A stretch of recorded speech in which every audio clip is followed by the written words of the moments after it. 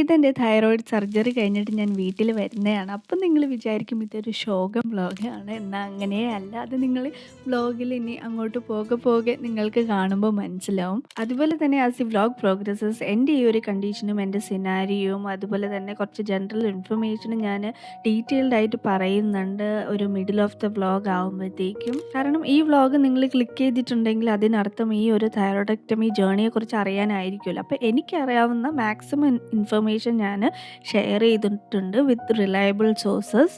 അപ്പോൾ here starts my thyroidectomy journey vlog. അപ്പോൾ ഇത് നെക്സ്റ്റ് ഡേ ആണ്. ആ ഒരു ദിവസം എനിക്ക് രാവിലെ എഴുന്നേറ്റപ്പോൾ അധികം ഉറങ്ങിയില്ല. ഞാൻ ആ തലേ ദിവസം പാക്കിങ്ങും കാര്യങ്ങളൊക്കെ കഴിഞ്ഞ വ്ലോഗിൽ കണ്ടു കാണുമല്ലോ. അപ്പോൾ എനിക്കൊരു മിക്സ്ഡ് ഇമോഷൻസ് ആയിരുന്നു. പെട്ടെന്ന് അതുവരെ നല്ല കോൺഫിഡൻറ്റും കാര്യങ്ങളൊക്കെ ഉണ്ടായിരുന്നെങ്കിലും രാവിലെ എണീറ്റപ്പോൾ ഒരു എന്തോ ഒരു മിക്സ്ഡ് ഇമോഷൻസ് ആയിരുന്നു. അത് നമുക്ക് രാവിലെ എണീക്കുമ്പോൾ ചില ദിവസങ്ങളിൽ ഒരു നെഗറ്റീവ് ഫീൽ തോന്നത്തില്ലേ, അതായിരുന്നു. പക്ഷെ എനിക്ക് കുറച്ച് കഴിഞ്ഞപ്പോൾ അത് മാറി. ഇച്ചിരിയെങ്കിലും പേടിയെങ്കിലും ഉണ്ടോ? ടെൻഷനേ ഉള്ളൂ. കാരണം നമ്മുടെ ജീവിതത്തിൽ ആദ്യമായിട്ട് ഇറങ്ങുന്ന ഇതാണല്ലോ, അത് ചെറുതായാലും വലുതായാലും. എന്നെ സംബന്ധിച്ച് വീട്ടിലെല്ലാവർക്കും പോയുണ്ട്. പക്ഷെ എന്നാലും ഇതിപ്പം സർജറി പോലും എനിക്കൊക്കെ വേണോ എന്നൊക്കെ ഉള്ള ഒരു ആശങ്ക, രണ്ടിൻ്റെ ഇടയിലുള്ളൊരു അവസ്ഥയിലാണ്. ശരിക്കും സർജറിയുടെ ആവശ്യമുണ്ടോ? അങ്ങനെയൊക്കെ പക്ഷേ ആവശ്യമുണ്ട്. നീയാണോ ഏറ്റവും ഇമ്പോർട്ടൻ്റ് ആയിട്ടുള്ള, അതായത് ചില ഇപ്പം നമ്മളെ ചുറ്റുപാടിൽ എത്രയോ ആൾക്കാർ ഇതും വെച്ച് ഇങ്ങനെ നടക്കുന്നുണ്ട്. പക്ഷേ അത് ചെറുതാണെങ്കിലും വലുതാണെങ്കിലും അപ്പം തന്നെ അല്ലേ, എനിക്ക് എന്തോ വൈരാഗ്യം. ഇല്ല അത് ശരിയാണ്. കാരണം ഡോക്ടർ റെക്കമെൻഡ് ചെയ്യുന്നുണ്ട്, നമ്മളായിട്ട് ചെയ്യുന്നുണ്ട്. ഡോക്ടർ നിർബന്ധമായിട്ട് പറയുകയാണെങ്കിൽ അത് നമ്മൾ ഫോളോ അപ്പ് ചെയ്യണം. അങ്ങനെ സരിൻ പറഞ്ഞ പോലെ ഡോക്ടറിൻ്റെ എല്ലാ അഡ്വൈസും ഫോളോ ചെയ്ത് ഒരു ശുഭാപ്തി വിശ്വാസത്തോടെ നമ്മളെല്ലാവരും കൂടി ഹോസ്പിറ്റലിലേക്ക് പോവാണ്. അപ്പോൾ എൻ്റെ കൂടെ ഹോസ്പിറ്റലിലേക്ക് വരുന്നത് സരിൻ, അമ്മായി, അതായത് സരിൻ്റെ അമ്മ and my brother will join later. അപ്പോൾ ഫസ്റ്റ് തന്നെ നമ്മൾ നേരെ ഹോസ്പിറ്റലിൽ പോയിട്ട് കുറച്ച് അഡ്മിഷൻ പ്രോസസ്സ് ഉണ്ട്. അത് ചെയ്തിട്ട് നമ്മൾ നേരെ എൻ്റെ ബ്രദറിനെ പിക്കപ്പ് ചെയ്യാൻ പോവാണ്, who is coming from Bangalore.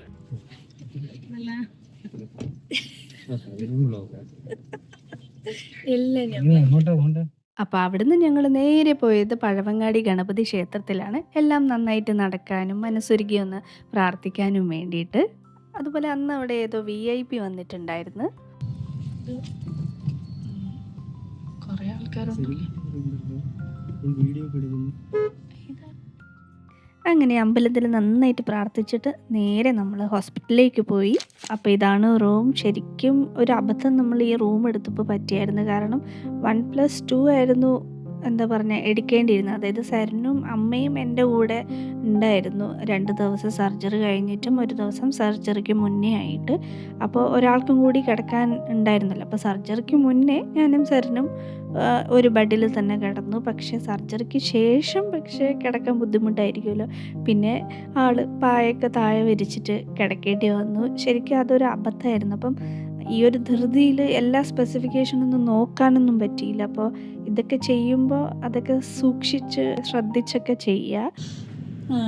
നാളെ എനിക്ക് ഇതേപോലെ പറയാൻ പറ്റിയാൽ മതിയായിരുന്നു.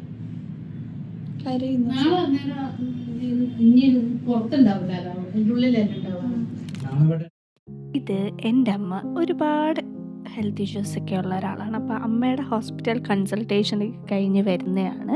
അതുപോലെ തന്നെ എൻ്റെ കൂടെ അമ്മ നിൽക്കാത്തതും അമ്മയുടെ ഈ ഒരു ഹെൽത്ത് ഇഷ്യൂസൊക്കെ കാരണമാണ്. അതുപോലെ ഈ ഹോസ്പിറ്റൽ പരിപാടി എന്ന് പറഞ്ഞാൽ ഒരു മുഷിപ്പുള്ളൊരു കാര്യമാണല്ലോ. അതുകൊണ്ട് മുഷിയണ്ടെന്നൊക്കെ വിചാരിച്ചു ഞാൻ അമ്മയ്ക്ക് സീരിയൽ വെച്ച് കൊടുത്തു. അതുപോലെ തന്നെ കുറച്ച് കഴിഞ്ഞപ്പോൾ എൻ്റെ അമ്മ ഈ അമ്മയോടൊപ്പം സീരിയൽ കാണാനായിട്ട് ജോയിൻ ചെയ്തു. അമ്മ അവിടെ കിടപ്പുണ്ട്. അങ്ങനെ അളിയൻ വന്നു, AK എൻ്റെ അനിയൻ. ഒരു കള്ളച്ചിരി കലർന്ന ഒരു പുച്ഛഭാവം കണ്ടു. ഇങ്ങനെയാണോ നീ വരുന്നത്? ചേച്ചിയെ കാണാൻ നീ ഇങ്ങനെയാണോ വരുന്നത്?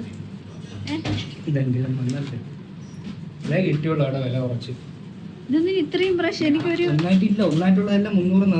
ഞാൻ പൈസ തരൂല. ഇതിന് ഒന്നിന് മാത്രമേ ഞാൻ പൈസ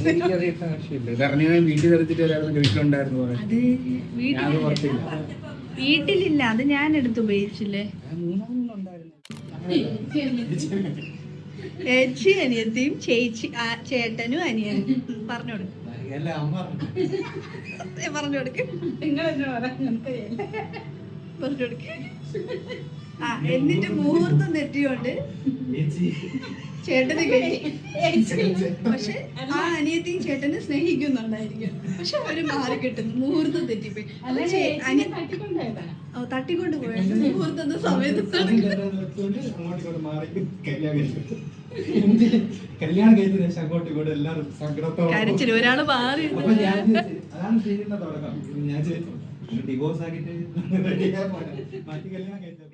ഇതിപ്പോൾ നമ്മൾ എന്താ പറഞ്ഞ് ചിരിക്കണമെന്ന് മനസ്സിലായല്ലോ. നേരത്തെ അമ്മമാർക്ക് സീരിയലൊക്കെ വെച്ച് കൊടുത്തില്ല. അപ്പോൾ സീരിയൽ സ്റ്റോറീസിൻ്റെ കോംപ്ലിക്കേഷനും ആ ഒരു വിരോധാഭാസങ്ങളും ഒക്കെ നമ്മൾ പറഞ്ഞ് ചിരിക്കുകയാണ്. അപ്പോൾ മാക്സിമം ഇവർ എന്താ പറയുക, ആ ഒരു സർജറിക്ക് പോവാണ്, അല്ലെങ്കിൽ അതിനെപ്പറ്റി ഇങ്ങനെ ടെൻഷൻ അടിച്ചിരിക്കാനുള്ളൊരു അവസരമൊന്നും ഇല്ലായിരുന്നു. എല്ലാവരും മാക്സിമം എന്നെ ഹാപ്പി ആയിട്ടിരിക്കാനും ഈവൻ ഞാനും ആരെയും ഡെസ്പ് പിടിച്ചിരിക്കാനും അവർ ടെൻഷൻ അടിക്കാതിരിക്കാനും ഞാനും നല്ല കൂളായിട്ട് ഹാപ്പിയായിട്ട് പോസിറ്റീവായിട്ട് ഒക്കെ ഇരിക്കുന്നുണ്ടായിരുന്നു. കാര്യം എന്തായാലും ഇനി തിരിച്ച് പോവാൻ പറ്റില്ല. അപ്പോൾ പിന്നെ നല്ല ഹാപ്പി ആയിട്ട് മുന്നോട്ട് പോവുക, അതിനെ ഫേസ് ചെയ്യുക, ഹീലായി തിരിച്ച് വരിക, ഇതൊക്കെ ഉണ്ടായിരുന്നുള്ളൂ എൻ്റെ മനസ്സിൽ. ഇത് അന്ന് രാത്രി എനിക്ക് ഇൻഹേലർ തരുന്നതാണ്. വീസിങ് ഇഷ്യൂസൊക്കെ കുഞ്ഞിലേക്ക് ഉള്ളത് കൊണ്ടും അത് വരാനുള്ള സാധ്യതയുള്ളത് കൊണ്ടും എനിക്ക് ഇൻഹേലർ തരുന്നതാണ്. അപ്പോൾ ഇത് നെക്സ്റ്റ് ഡേ March 6, 2024. അപ്പോൾ രാവിലെ തന്നെ ഒരു 5:30 6 മണിക്ക് എഴുന്നേറ്റ് പല്ല് തേച്ച് കുളിച്ച് ഇങ്ങനെ ഞാൻ റെഡിയായി. ഇത് പിന്നെ അമ്മ 2 വശവും തലമുടി ഇങ്ങനെ പിന്നിക്കിട്ടി തരുന്നതാണ്. എൻ്റെ ഓർമ്മയിൽ ഒരു 9ാം ക്ലാസ് 10ാം ക്ലാസ് വരെയും അമ്മ ഇതുപോലെ തലമുടി പിന്നിക്കിട്ടി തരുന്നുണ്ടായിരുന്നു. ഇത് ചെയ്തപ്പോൾ എനിക്ക് ഭയങ്കര ഒരു വല്ലാത്തൊരു ഇമോഷണൽ ഒരിതായിരുന്നു. കാരണം ഒരു പ്രായം ഒരു 21 വയസ്സ് ആ ഒരു ടൈം മുതൽ ഞാൻ ഭയങ്കര ഒരു ഹൈപ്പർ ഇൻഡിപെൻഡൻസിൻ്റെ പല അവസ്ഥാന്തരങ്ങളിലൂടെയൊക്കെ സഞ്ചരിച്ചുകൊണ്ടിരുന്ന ഒരാളാണ്. പെട്ടെന്ന് അമ്മ വീണ്ടും എൻ്റെ തലമുടിയൊക്കെ ഇങ്ങനെ കെട്ടിത്തന്നപ്പോൾ ഭയങ്കര ഒരു ഇമോഷണലായി. അത് നിങ്ങൾക്ക് എൻ്റെ മുഖത്ത് കാണാൻ പറ്റും. അത് കഴിഞ്ഞ് അവിടുത്തെ സ്റ്റാഫ് വന്ന് ഗൗണൊക്കെ ഇടിപ്പിച്ച് IV ഒക്കെ സെറ്റാക്കി ഞാൻ സർജറിക്ക് പോവാൻ ഫുള്ളി റെഡിയായിട്ട് അവിടെ ഇരിക്കുകയാണ്. പിന്നെ ഇങ്ങനെ ചിരിച്ചുകൊണ്ടിരിക്കുമ്പോൾ ഞാൻ ഉള്ളിൽ കരയല്ലേ എന്ന് ചോദിച്ചാൽ ശരിക്കും പറഞ്ഞാൽ എനിക്ക് അന്നത്തെ ദിവസം ഒന്നും തോന്നുന്നില്ലായിരുന്നു. എല്ലാവരും ഇങ്ങനെ എന്താ പറയുക ഒരുമിച്ച് ഒരു സ്ഥലത്ത് എന്തൊക്കെയോ കുറേ തമാശയൊക്കെ പറഞ്ഞ് ഇങ്ങനെ ഇരിക്കുന്നു. അതാ കണ്ടില്ലേ, ഇവിടെ ഒരുത്തൻ ഹോസ്പിറ്റലിലെ മാപ്പൊക്കെ ഇരുന്ന് പഠിക്കുന്നെന്ന് തോന്നുന്നു. അപ്പം എല്ലാവരും എന്നെ ഒന്നും അറിയിച്ചില്ല, എനിക്കൊന്നും തോന്നിയില്ല. ഒരു ഭയങ്കര ഒരു പോസിറ്റീവ് ആൻഡ് കംപ്ലീറ്റ്ലി എനിക്ക് ആ ഡോക്ടറെയും ട്രസ്റ്റ് ചെയ്ത് എല്ലാം ശരിയായിട്ട് വരുമെന്നുള്ളൊരു ഭയങ്കര ഒരു ശുഭാപ്തി വിശ്വാസം എനിക്കുണ്ടായിരുന്നു. അപ്പം ഞാൻ സർജറിക്ക് പോയിട്ട് വരാം. അപ്പോൾ സർജറി കഴിഞ്ഞ് വരുന്നതിന് മുന്നേ ഈ ഒരു തൈറോയ്ഡക്ടമീനെ കുറിച്ചും ഈ തൈറോയ്ഡക്ടമി ചെയ്യേണ്ട ആവശ്യകത എനിക്ക് വന്നതും അതിൻ്റെ സ്പെസിഫിക്കേഷൻസും എന്തൊക്കെ എക്സാമിനേഷൻസും എന്തുകൊണ്ടാണ് ഡോക്ടർ ഇത് ഇമ്മീഡിയറ്റ് ആയിട്ട് സർജറി ചെയ്യണമെന്നും ഒക്കെ പറഞ്ഞത് കഴിഞ്ഞ വീഡിയോയിൽ കുറച്ച് പറഞ്ഞെങ്കിലും ഞാനിത് സ്റ്റെപ്പ് ബൈ സ്റ്റെപ്പായിട്ട് എല്ലാ ഡീറ്റെയിൽസും ഞാൻ ഇപ്പോൾ ഷെയർ ചെയ്യാം. കാരണം ഒരുപാട് പേര് അതിനെക്കുറിച്ച് ചോദിച്ചിട്ടുണ്ടായിരുന്നു. ഈവൻ ഞാനും സർജറിക്ക് പോകുന്നതിന് മുന്നേ അങ്ങനത്തെ ഇൻഫർമേഷനൊക്കെ അറിയാനും ഞാനും ശ്രമിച്ചിരുന്നു. അപ്പോൾ ഇത് ആർക്കെങ്കിലും ഹെൽപ്ഫുൾ ആവട്ടെ എന്ന് വിചാരിച്ചിട്ട് ഷെയർ ചെയ്യുകയാണ്. അല്ലാത്തവർക്ക് ഈ ഭാഗം സ്കിപ്പ് ചെയ്ത് നേരെ സർജറി കഴിഞ്ഞിട്ട് വരുന്ന ഭാഗം കാണാം. ഫസ്റ്റ് ഓഫ് ഓൾ ഞാനൊരു മെഡിക്കൽ പ്രൊഫഷണലോ ലൈസൻസ്ഡ് പേഴ്സണോ ഒന്നുമല്ല. എനിക്ക് മനസ്സിലായ കാര്യങ്ങൾ വളരെ ബേസിക് മിനിമൽ ഇൻഫർമേഷൻ ഞാനിവിടെ ഷെയർ ചെയ്യുന്നതാണ്. അതുപോലെ തന്നെ ഒരിക്കലും ഈ ഒരു ഇൻഫർമേഷൻ ഒന്നും മെഡിക്കൽ എക്സ്പെർട്ടീസിനോ അല്ലെങ്കിൽ ഡോക്ടേഴ്സ് അഡ്വൈസോ ട്രീറ്റ്മെൻറ്റിനോ റീപ്ലേസ്മെൻറ്റോ അല്ല. സോ അപ്പോൾ ആദ്യം തന്നെ വാട്ട് ഈസ് തൈറോയിഡ്? അപ്പോൾ തൈറോയ്ഡ് എന്ന് പറയുന്നത് നമ്മുടെ കഴുത്തിൻ്റെ മുൻവശത്ത് ഒരു സ്മോൾ ബട്ടർഫ്ലൈ ഷേപ്പിലുള്ളൊരു ഗ്ലാൻഡാണ്. അത് T3 T4 എന്ന് പറയുന്ന ഹോർമോൺസ് പ്രൊഡ്യൂസ് ചെയ്യും. ഈ ഹോർമോൺസ് എന്ന് പറയുന്നത് നമ്മുടെ മെറ്റബോളിസം, ഗ്രോത്ത്, ഹാർട്ട് റേറ്റ്, അതുപോലെ തന്നെ fertility hormones in both men and women, അതുപോലെ തന്നെ നമ്മുടെ ഓവറോൾ എനർജി ബാലൻസും കൺട്രോൾ ചെയ്യുന്നത് ഈ പറഞ്ഞ ഹോർമോൺസൊക്കെയാണ്. അപ്പോൾ നമുക്ക് തൈറോയ്ഡക്ടമി എന്തിനാണ് ചെയ്യുന്നതെന്ന് വെച്ചാൽ തൈറോയിഡിൽ നോഡ്യൂൾസ് വരുമ്പോഴാണ്. അപ്പോൾ അതിന് ഓരോ കാറ്റഗറൈസേഷൻ ഉണ്ട്. അപ്പോൾ അതിന് റിസ്കി ഫാക്ടേഴ്സായിട്ട് വരുന്ന നോഡ്യൂൾസ് വരുമ്പോഴാണ് ഈ ഒരു തൈറോയിഡ് റിമൂവ് ചെയ്തിട്ട് അതിനെ നമ്മൾ തൈറോയ്ഡക്ടമി എന്ന് പറയുന്നത്. അത് പാർഷ്യലായിരിക്കാം, അല്ലെങ്കിൽ ചെറിയൊരു ലോബ് റിമൂവ് ചെയ്തിട്ടായിരിക്കാം, അല്ലെങ്കിൽ ഫുള്ളായിട്ട് തൈറോയ്ഡക്ടമി ചെയ്യും. അതുപോലെ തന്നെ ഈ ഒരു തൈറോയിഡ് ഇഷ്യൂസ് എന്ന് പറഞ്ഞാൽ ഇന്ത്യയിൽ വളരെ കോമൺ ആണ്. അതുപോലെ തന്നെ സൗത്ത് ഇന്ത്യയിലാണ് ഇതിൻ്റെ ഒക്കറൻസസ് കൂടുതലായിട്ട് കണ്ടുവരുന്നത്. ആൻഡ് പുരുഷന്മാരെക്കാട്ടിയും ഇത് സ്ത്രീകളിലാണ് കൂടുതൽ കാണപ്പെടുന്നത്. ഫോർ എക്സാമ്പിൾ ഒരു 1,00,000 പേഴ്സണിൽ 1% മെന്നാണെങ്കിൽ അതിൻ്റെ ഏകദേശം ഇരട്ടി, അതായത് അറൗണ്ട് 1.8% ആണ് സ്ത്രീകളിൽ കാണപ്പെട്ട് വരുന്നത്. അപ്പോൾ എന്താണ് ഈ തൈറോയ്ഡ് നോഡ്യൂൾസും അതിൻ്റെ കാറ്റഗറീസും? നമ്മുടെ തൈറോയ്ഡ് ഗ്ലാൻഡിൽ ഒരു അബ്നോർമലായിട്ട് ഗ്രോത്ത് ഉണ്ടാകുമ്പോഴാണ് അതിനെ തൈറോയ്ഡ് നൊഡ്യൂൾ എന്ന് പറയുന്നത്. അതിലേറെക്കുറേയും ഹാംലെസ് ആണ്, പക്ഷെ ചിലത് ക്യാൻസറസ് ആവാൻ സാധ്യതയുണ്ട്. അപ്പോൾ ഇതൊക്കെയാണ് ടൈപ്സ് ഓഫ് നോഡ്യൂൾസ്. ബിനൈൻ, അതായത് non cancerous, and then malign which is cancerous. അപ്പോൾ ഈ നോഡ്യൂൾസ് ഏത് കാറ്റഗറിയിൽ പെടുന്നതെന്ന് കൺഫേം ചെയ്യാനായിട്ട് കുറച്ച് test and procedures and guide lines medical experts use ചെയ്യുന്നുണ്ട്. മിക്കപ്പോഴും നമ്മൾ തന്നെ കഴുത്തിൽ ഇങ്ങനെ ഒരു മുഴ കണ്ടിട്ട് നേരെ ഡോക്ടറെ പോയി കാണാറാണ് പതിവ്. അല്ലെങ്കിൽ നമ്മൾ റൂട്ടീനിൽ ചെക്കപ്പിനൊക്കെ പോകുമ്പോൾ ഡോക്ടർ തന്നെ അത് കണ്ടുപിടിക്കുന്നതാണ്. അപ്പോൾ ഫസ്റ്റ് നമ്മൾ നേരെ പോയിട്ട് ഇങ്ങനെ ഒരു മുഴയായിട്ട് ചെല്ലുമ്പോൾ ഫസ്റ്റ് ചെയ്യുന്നത് ബ്ലഡ് ടെസ്റ്റാണ്, തൈറോയിഡിൻ്റെ ഓരോ ലെവൽസൊക്കെ അറിയാൻ വേണ്ടിയിട്ട്. അപ്പോൾ ആ ബ്ലഡ് പ്രൊഫൈൽ വെച്ചിട്ട് ഏകദേശമൊക്കെ ഏത് കാറ്റഗറിയിലാണ് ഈ മുഴ വരുന്നതെന്ന് ഡോക്ടേഴ്സിന് മനസ്സിലാവും. അത് കഴിഞ്ഞിട്ട് എന്തെങ്കിലും ഒരു അബ്നോർമാലിറ്റി അല്ലെങ്കിൽ ഇതൊരു റിസ്കി ആണ് എന്ന് തോന്നിക്കഴിഞ്ഞാൽ അടുത്ത് പറയുന്നത് ഒരു അൾട്രാസൗണ്ട് സ്കാനാണ്. അപ്പോൾ അൾട്രാസൗണ്ട് സ്കാനിൽ ഈ ഒരു ടിറാഡ്സ് എന്ന് പറഞ്ഞൊരു കാറ്റഗറൈസേഷനിലാണ് ഇത് ബിനൈൻ ആണോ, സസ്പീഷ്യസ് ആണോ, മലൈൻ ആണോ എന്നൊക്കെ കണ്ടുപിടിക്കുന്നത്. അപ്പോൾ ഇങ്ങനെ ഇത്രയും ഒരു കാറ്റഗറൈസേഷൻ ഉണ്ട്. അപ്പോൾ അതിൻ്റെ ബേസിസിൽ ആണ് അത് ജസ്റ്റ് ഫോളോ അപ്പ് മതിയോ അതോ ഫർദർ ഇൻവെസ്റ്റിഗേഷൻ വേണമെന്ന് വിചാരിച്ചിട്ട് നമ്മൾ FNAC ചെയ്യുന്നത്. FNAC എന്ന് പറഞ്ഞാൽ ഫൈൻ നീഡിൽ ആസ്പിറേഷൻ ബയോപ്സിയാണ്. ഒരു നീഡിൽ ആ ഒരു മുഴയിലോട്ട് ഇങ്ങനെ അവർ കുത്തിയെടുത്ത് പരിശോധിക്കുക എന്ന് പറയില്ല, അപ്പോൾ അതാണ്. അപ്പോൾ അതിനും ഒരു കാറ്റഗറൈസേഷൻ ഉണ്ട്, ബെതെസ്റ്റ കാറ്റഗറിയാണ്.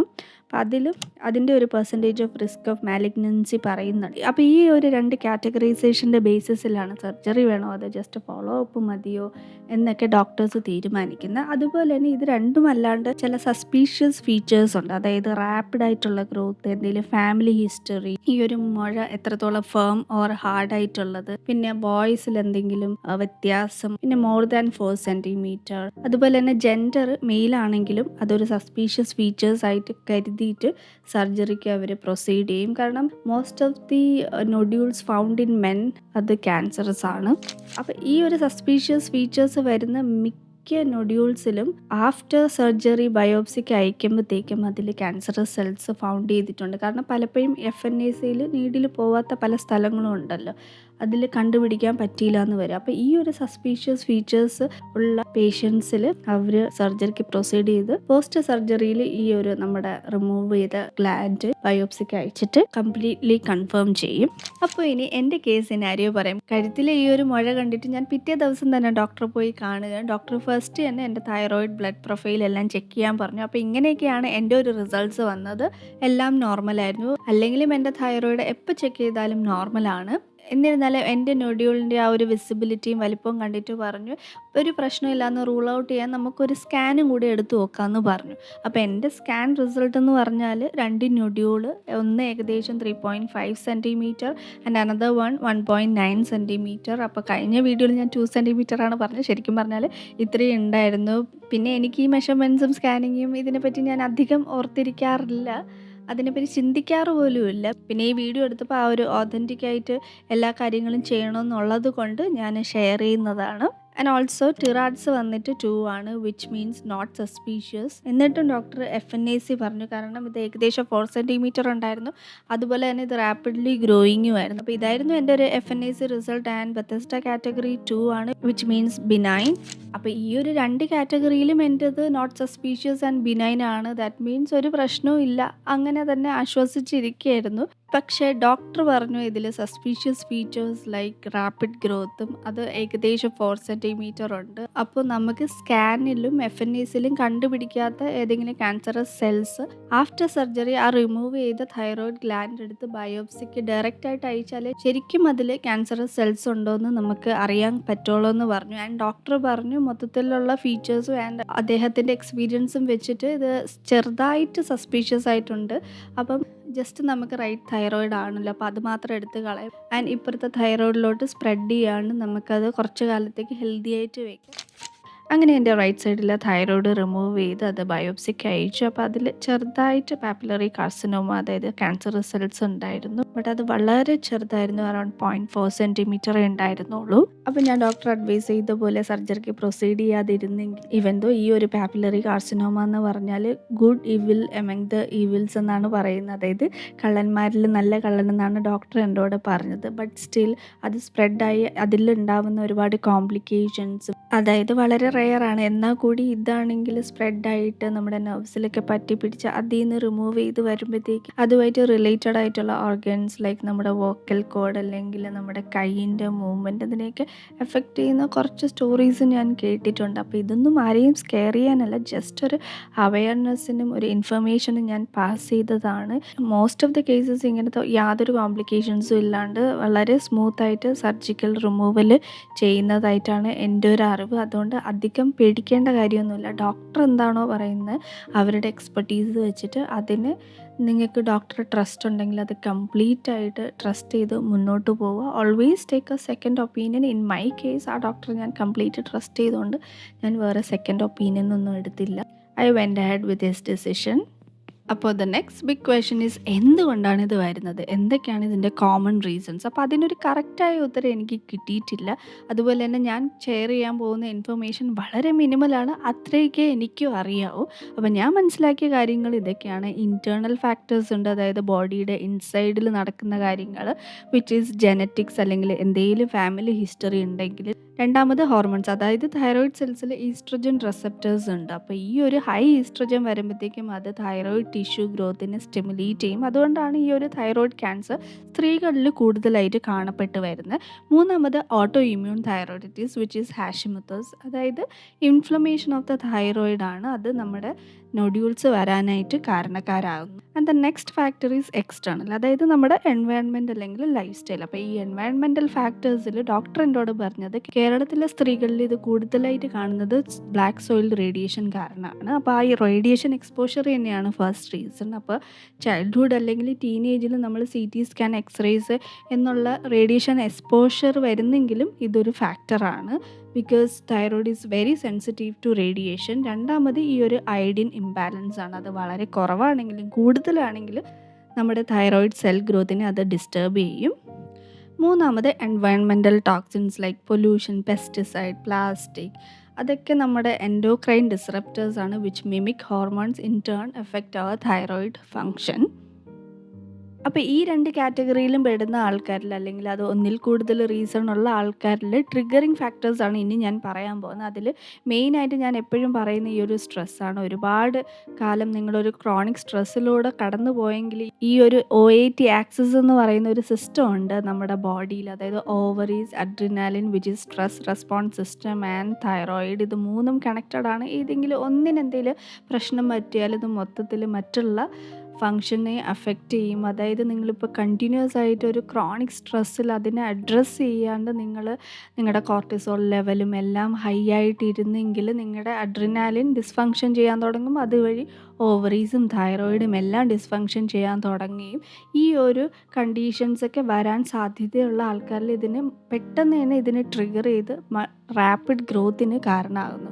അപ്പം ഇതായിരിക്കും എൻ്റെ കേസിൽ പറ്റിയെന്നാണ് ഞാൻ വിശ്വസിക്കുന്നത്. ബിക്കോസ് സിൻസ് 2021 ഞാനൊരു ക്രോണിക് സ്ട്രെസ്ഫുൾ പീരീഡിലൂടെ കടന്നു പോവുകയായിരുന്നു. ആൻഡ് ഓൾസോ ഞാൻ അതിനെ പ്രോപ്പറായിട്ട് അഡ്രസ്സ് ചെയ്തിട്ടില്ലായിരുന്നു. ആൻഡ് ഓൾസോ ഒരു കാര്യം പറയാനുള്ള, ഒരിക്കലും നമുക്ക് നമ്മുടെ ലൈഫിൽ ഉണ്ടാകുന്ന സ്ട്രെസ്സും ഈവൻസും ഒന്നും നമുക്ക് കൺട്രോൾ ചെയ്യാൻ പറ്റില്ല. അപ്പോൾ സ്ട്രെസ്സൊന്നും അവോയ്ഡ് ചെയ്യാനും പറ്റില്ല. But only thing we can do is stress management through എന്താ പറയുക, നല്ല റൂട്ടീൻസ്, ഹീലിംഗ് റൂട്ടീൻസൊക്കെ വഴി നമുക്ക് നമ്മുടെ സ്ട്രെസ്സ് കുറച്ചും കൂടി മാനേജ് ചെയ്യാൻ പറ്റും. അത് കാരണം ഉണ്ടാകുന്ന ഡാമേജ് കുറച്ചൊരു 50% കുറയ്ക്കാൻ പറ്റുന്നത് it's good. And also stress എന്ന് പറഞ്ഞാൽ വിമൻ ഹോർമോൺസിന് എന്തുമാത്രം ഡാമേജ് ഉണ്ടാക്കുന്നതെന്നുള്ളത് നിങ്ങളൊരു ഡോക്ടറിൻ്റെ അടുത്ത് പോയാൽ, എസ്പെഷ്യലി ഒരു ഗൈനക്കോളജിസ്റ്റിൻ്റെ അടുത്ത് പോകുമ്പോൾ, അതും ഹോർമോണൽ ഇംബാലൻസ് ഒക്കെ ആയിട്ട് പോകുമ്പോൾ ഡോക്ടർ ഫസ്റ്റ് പറയുന്ന ഒരു കാര്യമാണ് സ്ട്രെസ്. ഈവൻ ഫെർട്ടിലിറ്റി ട്രീറ്റ്മെൻറ്റിന് പോകുമ്പോഴും നിങ്ങൾ സ്ട്രെസ് എടുക്കാതിരിക്കുക എന്നാണ് ഫസ്റ്റ് ഡോക്ടർ പറയുന്നത് തന്നെ. അതുകൊണ്ട് തന്നെ ഇങ്ങനത്തെ യാതൊരു കണ്ടീഷൻസും ഇല്ലെങ്കിലും നിങ്ങളുടെ ഒരു സ്ട്രെസ് മാനേജ്മെൻറ്റ് ചെയ്യുന്നത് എപ്പോഴും നല്ലതായിരിക്കും. അപ്പോൾ ഞാൻ കുറച്ച് ഹീലിംഗ് റൂട്ടീൻസൊക്കെ ചെയ്യുന്നുണ്ട്. അത് ഞാൻ ഇൻസ്റ്റഗ്രാമിലേക്ക് കുറച്ചൊക്കെ ഷെയർ ചെയ്തിട്ടുണ്ട്. പിന്നെ ഈ വീഡിയോയിൽ അതും കൂടി ഇൻക്ലൂഡ് ചെയ്യുകയാണെങ്കിൽ ഇത് കുറച്ചും കൂടി ലെങ്തി ആയി പോവും. ഇപ്പോൾ തന്നെ ലോഡ് ഓഫ് ഇൻഫർമേഷൻ നിങ്ങൾക്ക് ലോഡഡ് ആയോ എന്ന് തന്നെ എനിക്കറിയില്ല. ബട്ട് സ്റ്റിൽ എല്ലാം കൂടി ഇൻക്ലൂഡഡ് ആയിട്ടുള്ള ഇൻഫർമേഷൻ ഷെയർ ചെയ്യണം എന്നുള്ളത് കൊണ്ടാണ് ഞാൻ ഇത്രയും ലെങ്തി ആയിട്ട് ഓരോന്ന് എക്സ്പ്ലെയിൻ ചെയ്ത് പോകുന്നത്. പിന്നെ നിങ്ങൾക്ക് ഹീലിംഗ് റൂട്ടീൻ ഞാൻ ചെയ്യുന്നതൊക്കെ വേണമെങ്കിൽ ഞാനൊരു സെപ്പറേറ്റ് വീഡിയോ ആയിട്ട് ചെയ്യാം. അതിന് വേണ്ടി കമൻറ്റ് ചെയ്താൽ മതി. അപ്പോൾ ആ ഒരു ഹീലിംഗ് റൂട്ടീൻ ഈ ഒരു തൈറോയിഡിനെ ഭേദമാക്കോ ഇല്ലേന്നൊന്നും എനിക്കറിയില്ല. പക്ഷേ ഞാൻ മനസ്സിലാക്കിയെന്ന് പറഞ്ഞാൽ ഈ ഒരു സ്ട്രെസ്സും OAT ആക്സസും എല്ലാം കണക്റ്റഡ് ആണ്. അപ്പോൾ അതിൽ തൈറോയിഡും വരുന്നുണ്ട്. അപ്പോൾ സ്ട്രെസ്സ് നന്നായിട്ട് മാനേജ് ചെയ്ത് it definitely helps in your proper thyroid functioning. അപ്പോൾ ട്രിഗറിങ് ഫാക്ടറിൽ അടുത്ത് വരുന്നതാണ് ഈ hormonal changes during different life stages, especially for women. അതായത് പ്യൂബർട്ടി, പ്രഗ്നൻസി, മെനോപോസ്, ഇതിലൊക്കെ ഒരു സഡൻ ഹോർമോൺ ഷിഫ്റ്റ്സ് വന്നിട്ട് അത് നിങ്ങളുടെ തൈറോയ്ഡ് നൊഡ്യൂൾസ് ഗ്രോത്തിനെ നന്നായിട്ട് ട്രിഗർ ചെയ്യാൻ സാധ്യതയുണ്ട്. And also keep in mind, ഈ ഒരു genetic and environmental risk already ഉള്ള ആൾക്കാർക്കാണ് ഈ ഒരു ട്രിഗറിങ് ഫാക്ടേഴ്സ് സഡൻ ഗ്രോത്ത് നിങ്ങളുടെ തൈറോയ്ഡ് നോഡ്യൂൾസ് ഉണ്ടാകാൻ സാധ്യതയുള്ളത്. ഇനി അടുത്തത് വന്നത് നമ്മുടെ ഇമ്മ്യൂൺ സിസ്റ്റമാണ്. പലരും ഞാൻ പറഞ്ഞു കേട്ടിട്ടുള്ളതെന്ന് പറഞ്ഞാൽ ഈ തൈറോയ്ഡ് ഇഷ്യൂസ് ഉള്ളവർക്ക് ഇമ്മ്യൂണിറ്റി ഇഷ്യൂസും ഉണ്ട്.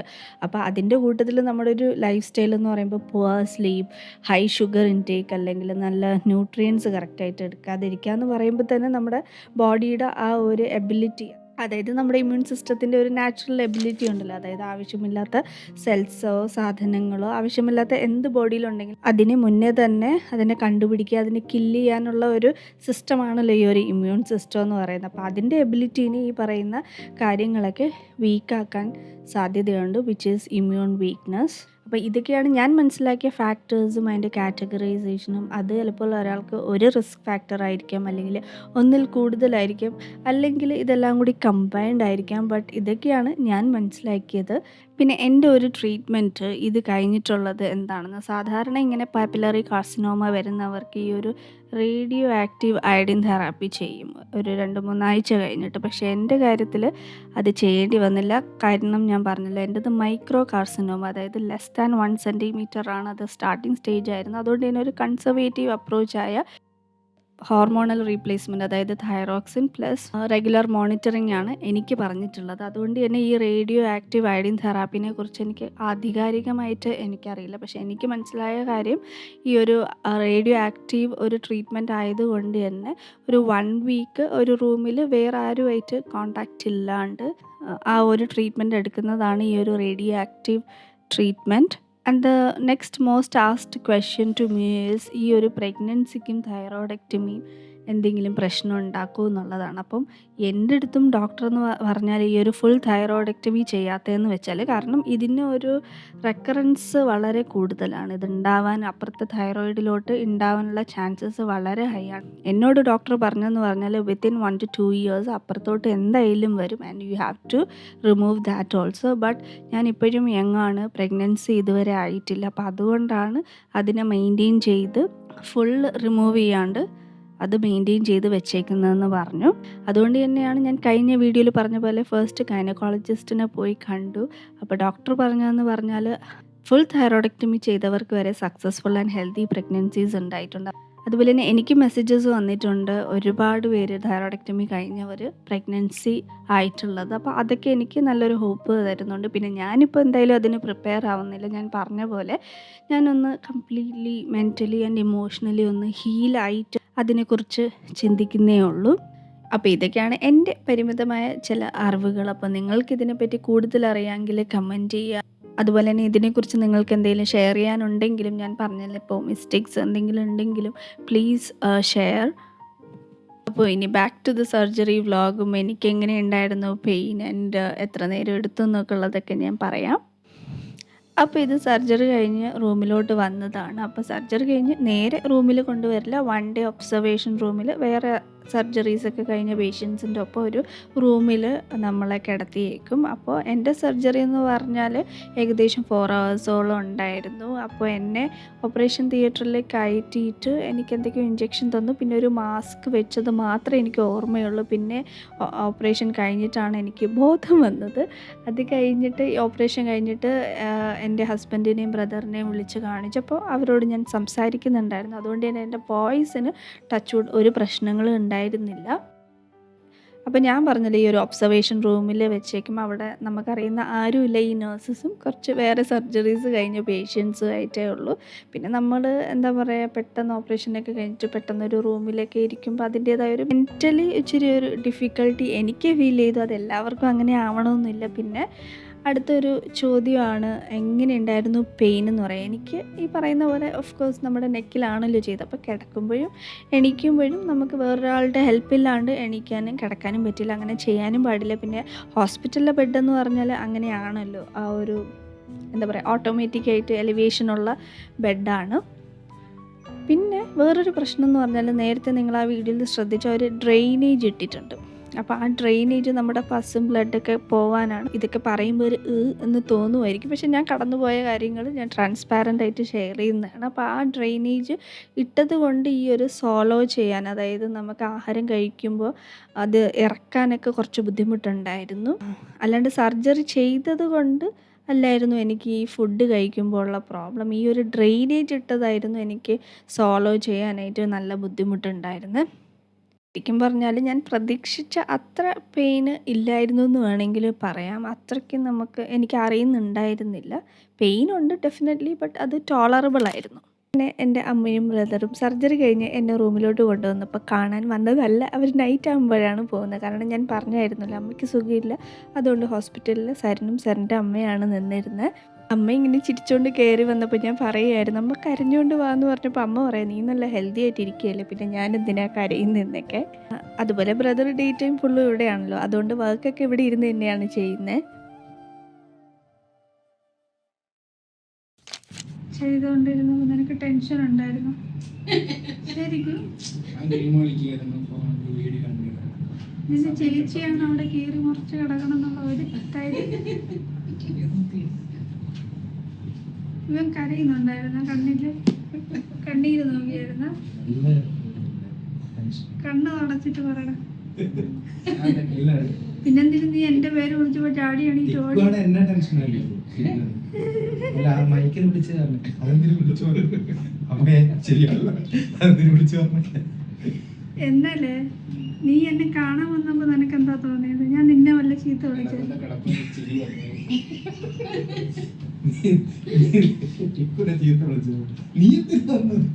ഞാൻ തലവേനായിരുന്നു. നിന്റെ അടുത്തല്ലോ ഞാൻ സംസാരിച്ച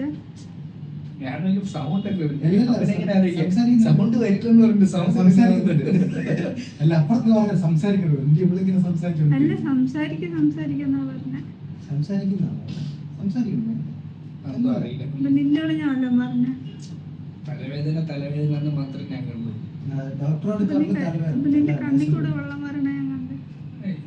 ഞാൻ ഇങ്ങനെ കഴിഞ്ഞ വിളിച്ചിട്ട് പോലെ അമ്മ രണ്ടുപേരും എന്തെടുക്കിയിരുന്നു അവിടെ ഇരുന്ന്? അമ്മ ഇങ്ങനെ പറയുന്നുണ്ട് സീരിയലിന്റെ കഥ പറഞ്ഞോണ്ടിരുന്നിട്ടുണ്ട്.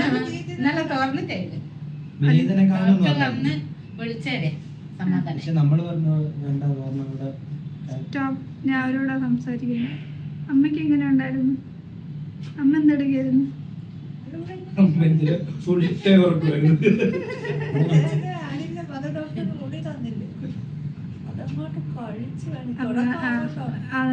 അമ്മയ്ക്ക് എന്താ തോന്നിയത്?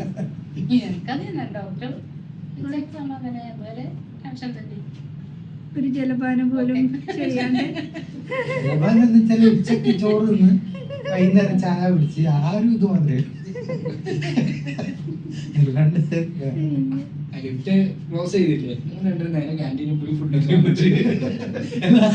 ഉള്ളിക്കേറി ഞാൻ ചോദിച്ചേ ഇനി ഇവിടെ ലോഞ്ചിൽ ഇരിക്കണോ? അപ്പൊ അവർക്ക് വേണ്ട, എന്നാ ശരി കാര്യം കഴിഞ്ഞ്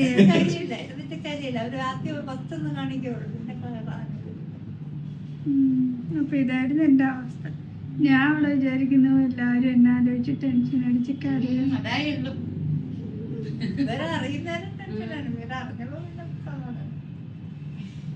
ഞാൻ ഫിറ്റ് ആണല്ലോ ഡോക്ടർ.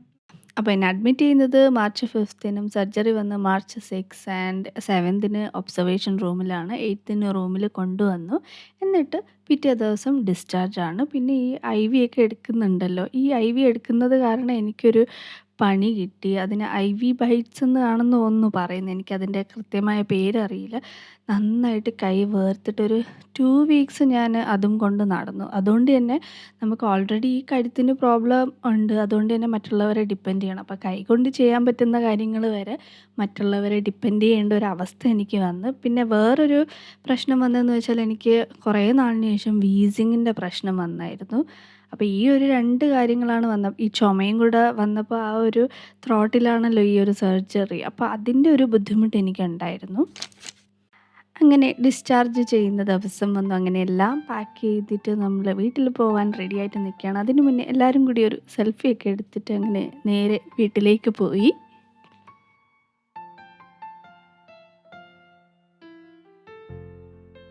അങ്ങനെ വീട്ടിലെത്തിയപ്പോൾ എൻ്റെ ഒരു അവസ്ഥ ഇങ്ങനെയൊക്കെയാണ് ഞാൻ കിടന്നുറങ്ങുന്നത്. കാരണം ഇവിടെ ഒരു ഓട്ടോമാറ്റിക് എലിവേഷൻ ചെയ്യാനുള്ളൊരു ബെഡ് ഇല്ലല്ലോ. അപ്പോൾ ഇങ്ങനെ പില്ലോസൊക്കെ വെച്ചിട്ടാണ് അഡ്ജസ്റ്റ് ചെയ്തത്. ഈ ഒരു ബുദ്ധിമുട്ട് എനിക്കൊരു 1 to 2 വീക്സ് ഉണ്ടായിരുന്നു. പിന്നീട് ഭക്ഷണം കഴിക്കാൻ ഇച്ചിരി ബുദ്ധിമുട്ടുണ്ടായിരുന്നു. വളരെ സ്ലോ ആയിട്ട് നമ്മൾ കഴിക്കുമ്പോൾ കുഴപ്പമില്ല, ഭയങ്കര പെയിനൊന്നുമില്ല, ബട്ട് കെയർഫുള്ളായിട്ട് കഴിക്കണം, അത്രയേ ഉള്ളൂ.